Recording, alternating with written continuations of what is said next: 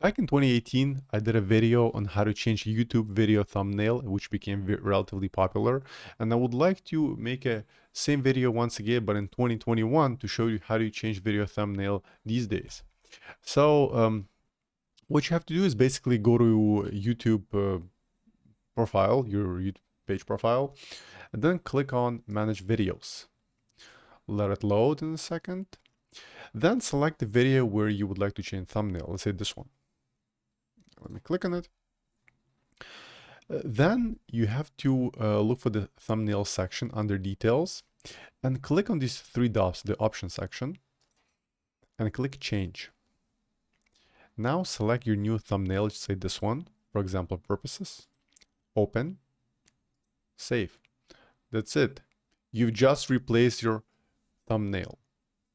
I hope this video was helpful and thanks for watching. And please subscribe to the channel, guys.